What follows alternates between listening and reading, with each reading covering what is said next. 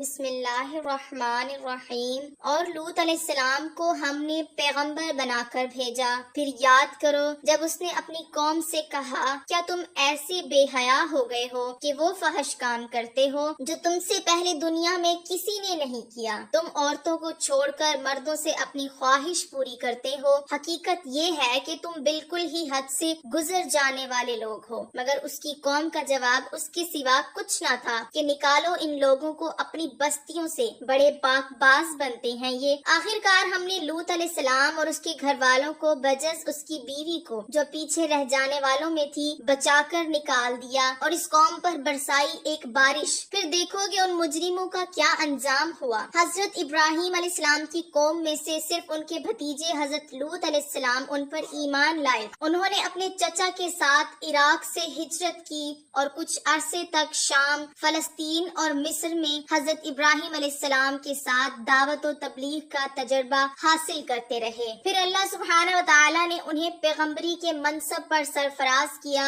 اور لوط علیہ السلام کو ہم نے حکم اور علم بخشا، اور وہ قوم صدوم کی اصلاح پر مامور ہوئے۔ حضرت لوط علیہ السلام جب یہاں پہنچے تو جوان تھے، اور جب اس قوم پر عذاب آیا تو ان کی اولاد جوان ہو چکی تھی۔ حضرت لوط علیہ السلام کی یہاں آمد اہل صدوم کے لیے خوش بختی کا ذریعہ تھی کہ وہ ان کی دعوت و اصلاح قبول کرتے اور اخلاقی طور پر سربلند ہوتے اور خوشحالی پاتے۔ ایسا محسوس ہوتا ہے کہ انہوں نے حضرت لوط علیہ السلام کی اپنے یہاں آمد کو خوش دلی سے قبول کیا، کیونکہ حضرت لوط علیہ السلام اعلیٰ اخلاق و کردار کے مالک تھے اور اپنی بیٹی کی شادی کر کے انہیں اپنا داماد بھی بنا لیا۔ اس لیے قرآن انہیں قوم لوط علیہ السلام کہتا ہے۔ ان کے اس اچھے آغاز پر اللہ تعالیٰ نے انہیں خوشحالی عطا کی۔ یہود کی کتاب تلمود میں لکھا ہے کہ صدوم کے علاوہ ان کے 4 بڑے شہر اور بھی تھے، اور ان شہروں کے درمیان کا علاقہ ایسا گلزار بنا ہوا تھا کہ جہاں تک نگاہ جاتی تھی بس ایک باغ ہی باغ نظر آتا تھا، جس کے حسن و جمال کو دیکھ کر انسان مدہوش ہو جاتا تھا۔ لیکن حضرت لوط علیہ السلام ان پر جو اخلاقی پابندیاں لگاتے تھے وہ انہوں نے قبول نہ کی۔ قرآن مجید کے مطابق وہ پہلے سے بہت برے کام کر رہے تھے۔ وہ سمجھتے تھے کہ حضرت لوط علیہ السلام کی باتیں مان کر ان کی خوشحالی کو دوام حاصل نہ ہوگا، بلکہ وہ ماند پڑ جائے گی۔ سب سے پہلے انہوں نے غیر قوموں سے اپنے معاملات خراب کیے۔ تلمود میں لکھا ہے کہ ایک مرتبہ ایک علامی مسافر ان کے علاقے سے گزر رہا تھا، راستے میں شام ہو گئی اور اسے مجبوراً ان کے شہر صدوم میں ٹھہرنا پڑا۔ اس کے ساتھ مال تجارت اور اپنے کھانے پینے کا سامان تھا۔ کسی سے اس نے میزبانی کی درخواست نہ کی، بس ایک درخت کے نیچے اتر گیا، مگر ایک صدومی اصرار کے ساتھ اٹھا کر اسے اپنے گھر لے گیا۔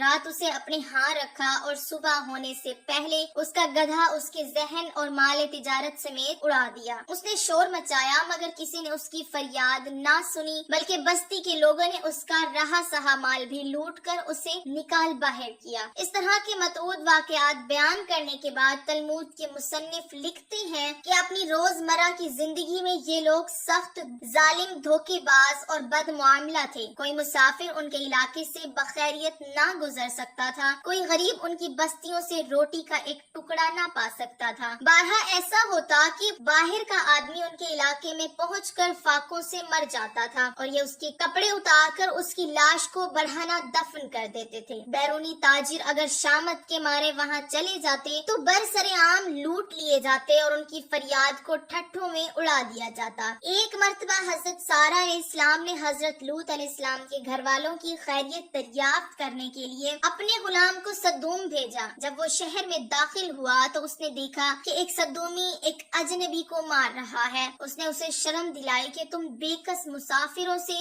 یہ سلوک کرتے ہو، مگر جواب میں سر بازار اس کا سر پھاڑ دیا گیا۔ ایک مرتبہ ایک غریب آدمی کہیں سے ان کے شہر میں آیا اور کسی نے اسے کھانے کو کچھ نہ دیا۔ وہ فاقے سے بدحال ہو کر ایک جگہ گرا پڑا تھا کہ حضرت لوط علیہ السلام کی بیٹی نے اسے دیکھ لیا اور اس کے لیے کھانا پہنچایا۔ اس پر حضرت لوط علیہ السلام اور ان کی بیٹی کو سخت ملامت کی گئی اور انہیں دھمکیاں دی گئیں کہ ان حرکتوں کے ساتھ تم لوگ ہماری بستی میں نہیں رہ سکتے۔ اپنی اولادی کو انہوں نے ایک باغ بنا رکھا تھا جس کا سلسلہ میلوں تک پھیلا ہوا تھا۔ اس باغ میں وہ انتہائی بے حیائی کے ساتھ اعلانیہ بدکاریاں کرتے تھے، اور ایک لوط علیہ السلام کے سوا کوئی زبان ان کو ٹوکنے والی نہ تھی۔ قرآن مجید میں اس پوری داستان کو سمیٹ کر صرف 2 فکروں میں بیان کر دیا گیا ہے کہ وہ پہلے سے بہت برے کام کر رہے تھے اور تم مردوں سے خواہش نفس پوری کرتے ہو، مسافروں کی راہ مارتے ہو اور اپنی مجلسوں میں کھلم کھلا بدکاریاں کرتے ہو۔ معلوم ہونا چاہیے کہ یہ جو خوشحال قوم تھی اپنی خوشحالی میں مست تھی اور اسے اپنی تباہی اور بربادی کے آثار دور دور تک نظر نہ آتے تھے، لیکن آج اس قوم کا نام و نشان تک دنیا میں نہیں، اب صرف بحر مردار ہی ایک یادگار باقی رہ گیا ہے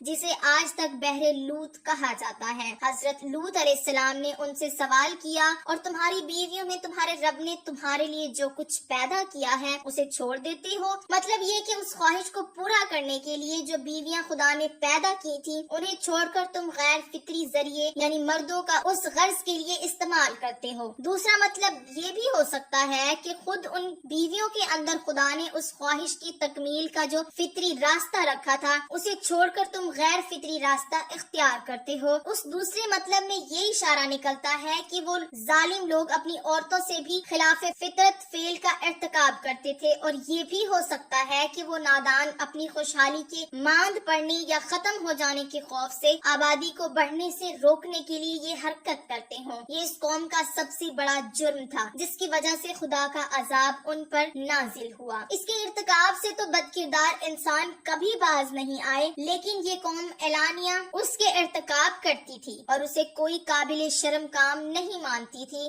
آج مغرب میں انسانی آزادی کے نام پر اس کی اجازت دی جاتی ہے یا اس کی اجازت کے لیے زبردست پروپیگنڈا کیا جاتا ہے، لیکن کہیں بھی اسے قابل فخر نہیں سمجھا جاتا اور اس کے مرتکب کو بری نظر سے دیکھا جاتا ہے اور قابل رحم اور بیمار سمجھا جاتا ہے۔ حقیقت یہ ہے کہ ہم جنسی بالکل فطرت کے خلاف ہے۔ اللہ تعالیٰ نے انسانی نسل کی بقا کے لیے جوڑے بنائے ہیں تاکہ یہ دونوں مل کر ایک خاندان بنائیں اور پھر معاشرہ بڑھے پھلے اور پھولے۔ اسی مقصد کے لیے مرد اور عورت کو 2 الگ الگ جنس بنایا، ان میں سے ایک دوسرے کے لیے کشش پیدا کی، ان کی جسمانی بناوٹ اور نفسیاتی ترکیب ایک دوسرے کی ضرورتوں کے عین مطابق بنائی اور انہیں ایک دوسرے کے لیے سکون، راحت اور لطف کا ذریعہ بنایا۔ اس جوڑ میں جو لذت ہے وہ بقائے نسل کا ذریعہ ہونے کے ساتھ ہی دونوں کے لیے خدمت کا نقد صلہ بھی ہے، مگر جو شخص فطرت کی اس اسکیم کے خلاف عمل کر کے اپنے ہم جنس سے شہوانی لذت حاصل کرتا ہے وہ ایک ہی وقت میں کئی جرائم کرتا ہے۔ پہلا جرم وہ اپنی جسمانی بناوٹ اور نفسیاتی ضرورت کے خلاف عمل کر کے اپنے جسم، نفس اور اخلاق کو تباہ کرتا ہے جس کا اسے کوئی حق نہیں کیونکہ یہ اس کا بنایا ہوا نہیں ہے۔ دوسرا جرم جس قوت سے لذت حاصل کرتا ہے اس کے ذریعے بقائے نسل کی فطری نظام سے منہ پھیر کر اپنے فرائض اور ذمہ داریوں سے بھاگتا ہے اور فطری نظام سے غداری کرتا ہے۔ جس خاندان کے ذریعے وہ پیدا ہوا پروان چڑھا، مگر جب اس کی اپنی باری آئی تو حقوق اور فرائض اور ذمہ داریوں کا بوجھ اٹھانے کی بجائے اپنی قوتوں کو پوری خود غرضی کے ساتھ ایسے طریقے پر استعمال کرتا ہے جو خاندان کو تباہ کرنے والا ہے۔ تیسرا جرم وہ اپنے آپ کو نسل اور خاندان کی خدمت کے لیے نااہل بناتا ہے اور اپنے ساتھ کم از کم ایک غیر مرد کو طبی زنانہ پن میں مبتلا کرتا ہے اور کم از کم 2 عورتوں کے لیے بھی جنسی بے راہ روی اور اخلاقی پستی کا دروازہ کھول دیتا ہے۔ قرآن مجید میں صرف یہ بتایا گیا ہے کہ عمل قوم لوط بدترین گناہ ہے جس پر ایک قوم اللہ تعالیٰ کے غضب میں گرفتار ہوئی۔ اس کے بعد یہ بات ہمیں نبی کریم صلی اللہ علیہ وسلم کی رہنمائی سے معلوم ہوئی کہ یہ ایک ایسا جرم ہے جس سے معاشرے کو پاک رکھنے کی کوشش کرنا حکومت اسلامی کے فرائض میں سے ہے، لیکن چونکہ نبی کریم صلی اللہ علیہ وسلم کے زمانے میں ایسا کوئی مقدمہ پیش نہیں ہوا، اسی لیے قطعی طور پر یہ بات متعین نہ ہو سکی کہ اس کی سزا کس طرح دی جائے۔ بعض فقہا اس جرم پر وہی سزا تجویز کرتے ہیں جو زنا کی سزا ہے، یعنی غیر شادی شدہ کو 100 کوڑے مارے جائیں گے اور جلا وطن کر دیا جائے گا اور شادی شدہ کو رجم کیا جائے گا۔ امام ابو حنیفہ رحمۃ اللہ علیہ کی رائے میں اس پر کوئی حد مقرر نہیں ہے، بلکہ یہ فعل قانون سازی کا مستحق ہے۔ جیسی حالات و ضروریات ہوں ان کے لحاظ سے کوئی عبرتناک سزا اس پر دی جا سکتی ہے۔